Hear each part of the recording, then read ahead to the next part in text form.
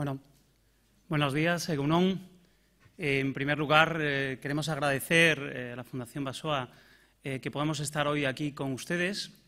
Desde luego es un placer ver este auditorio repleto de personas preocupadas precisamente por el monte y seguro que en Euskadi, por lo tanto, tiene mucho futuro el monte. Queremos, en primer lugar, yo soy Xavier Bruña y junto al profesor Manuel Marey llevamos más de una década trabajando en los aspectos de la planificación forestal y en especial los procesos de participación pública ligados a la planificación forestal, precisamente porque entendemos que son tremendamente necesarios por cuestiones que además estamos viendo sucesivamente en las distintas intervenciones, que es la necesidad de que las personas que tienen que gestionar sus tierras puedan tener y deban tener la oportunidad de poder decidir sobre estos aspectos o sobre la planificación que va a tener que pesar sobre su gestión. Por lo tanto, permítanme que comience con una frase de Albert Einstein que decía que si buscas resultados distintos, no hagas siempre lo mismo. Y con esta premisa, en el 2007, tuvimos el encargo de realizar un PORF, un Plan de Ordenación de Recursos Forestales, en el Distrito 7, situado en el oriente de la provincia de Lugo, en la montaña oriental.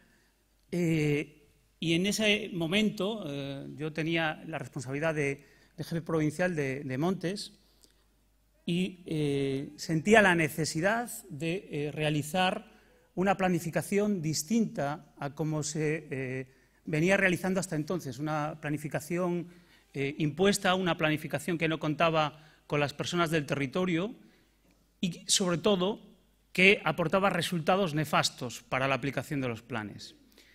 Es en ese momento, en combinación con el profesor Marey, que buscamos alternativas a cómo se estaba desarrollando las planificaciones en otros lugares y entendemos que la vía para poder iniciar un proceso de acercamiento precisamente con las personas que vivían en el rural y en la zona era precisamente con un proceso participado y pusimos, por lo tanto, en marcha este primer proceso participativo basado en un PORF.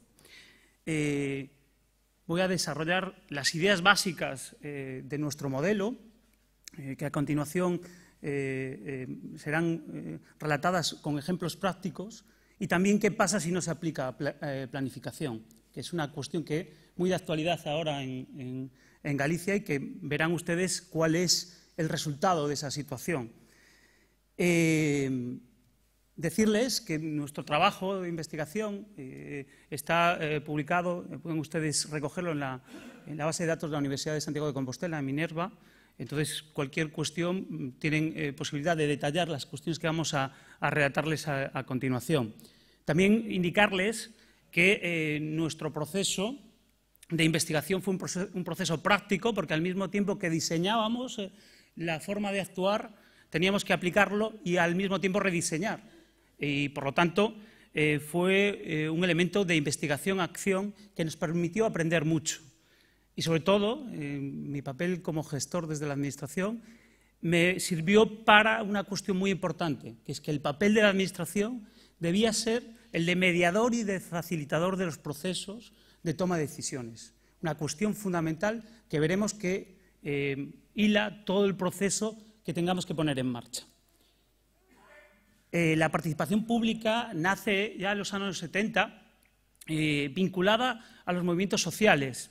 En aquel momento pretendía obtener información ambiental, pero a día de hoy la participación pública se encuentra en el núcleo de desarrollo sostenible.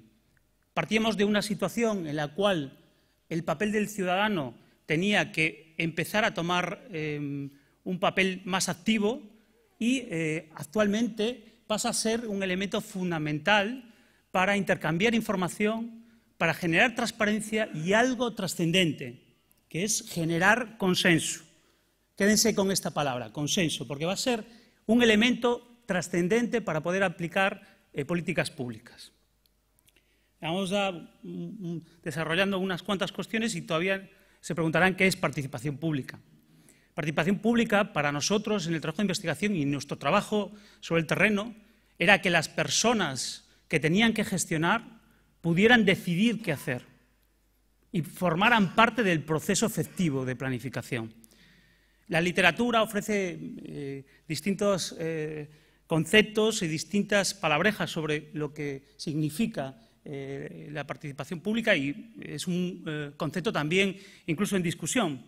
Pero quédense con esta pequeña definición. Es un proceso voluntario, importante que sea voluntario, donde las personas, bien individualmente o colectivamente organizada a través de distintos colectivos, pueden intercambiar información, expresar opiniones y articular sus intereses. Ojo, y que tienen el potencial para influir en el resultado final. Esta cuestión es trascendente. Participación pública, si participamos, es para que realmente se nos tenga en cuenta. Si no, es mejor no hacer participación. La participación pública puede ser un fin en sí mismo de la actuación, puede ser un medio para alcanzar un determinado fin, puede ser considerada como ética de la actuación o como herramienta de gestión.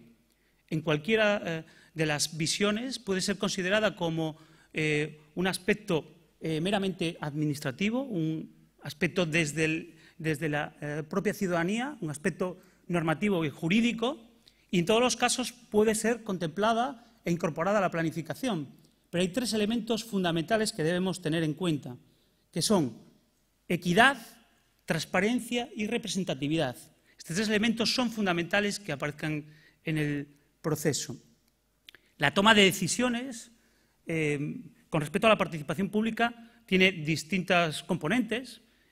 Puede haber un elemento que no exista ningún tipo de participación pública, muy común en la mayoría de los casos, de los procesos, que exista una participación pública con público restringido, especialmente se desarrolla a través de paneles de expertos, con parte interesada, donde también se decide qué grupos de interés participan, o un formato de participación pública abierta. En todo caso, existen 5 niveles de implicación de los participantes o de los grupos de interés con respecto a la participación.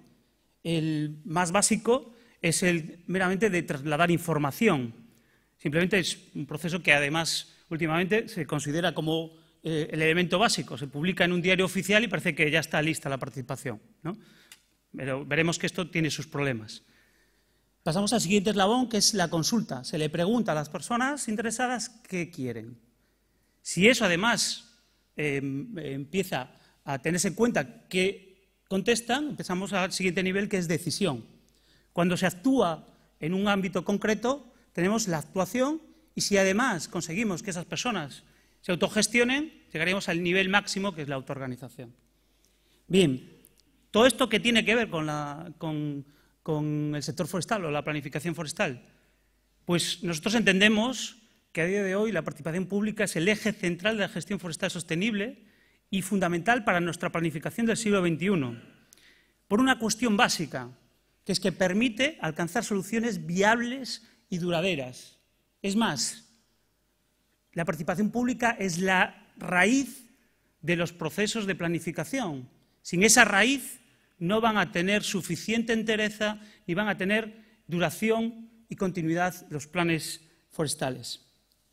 Son numerosas las ventajas que tiene la participación pública y están citadas en distintas publicaciones. Yo voy a agruparlas en 6 apartados, que son: mejora la comunicación, una cuestión porque se establecen canales formales e informales, genera conocimiento, aporta datos que no podríamos tener de otra forma, incluso genera nuevas alternativas que no teníamos contemplados en la planificación y realiza una labor educativa dentro de la propia intervención y del propio proceso. El tercer elemento es que reduce la distancia entre los ciudadanos y la administración, al establecer relaciones mutuas y contemplar elementos de transparencia. Por otra cuestión importante es que prevé y resuelve conflictos, porque todos vamos a estar reunidos expresando nuestras opiniones, qué elementos y deseos queremos, cuáles son las alternativas. Vamos a discutir sobre eso y, por lo tanto, va a legitimar la toma de decisiones técnico y económicas, porque vamos a coparticipar en la decisión final. ¿Y esto qué beneficios tiene a medio y largo plazo? Porque reduce el coste de la ejecución del plan, por una cuestión básica. Si nosotros estuvimos participando en la gestión, en la emanación de esa planificación, somos quien y sabemos por qué se cogió una alternativa y realizamos labores de consenso y somos quien de poder realmente llevar a cabo la ejecución de ese plan, porque somos parte de esa misma decisión. Vamos a intentar darles pinceladas de nuestro modelo propuesto para que tengan un poco cuáles son las cuestiones básicas que nosotros desarrollamos. Asentamos este proceso de participación pública en un PORF, en un Plan de Ordenación de Recursos Forestales, que está asentado en el artículo 31 de la Ley de Montes, que además tiene que realizarse 3 procesos paralelos que también están regulados normativamente, que es la evaluación ambiental estratégica, en la Ley 9/2006, y también, por otra parte, lo que dicta la Ley 27/2006 de participación pública. Por lo tanto, se engranan 3 procesos que son paralelos y necesarios. Por una parte, la redacción técnica, al mismo tiempo se tienen que contemplar el proceso de participación pública y la evaluación ambiental estratégica. Dentro de la participación pública, nosotros detectamos que son necesarias 3 etapas fundamentales, que son la difusión, el debate y las propuestas.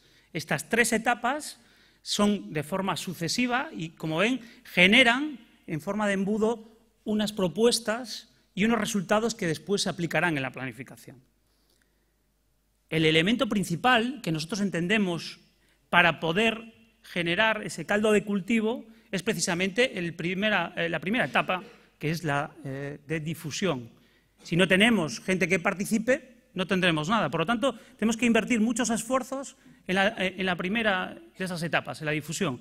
Y nosotros establecimos 4 etapas dentro de esas fases, ¿no?